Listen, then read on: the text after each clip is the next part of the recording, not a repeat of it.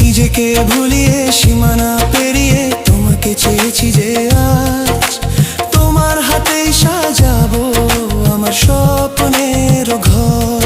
আমি তোমার প্রেমে পড়ে দুনিয়া ভুলে গেছি।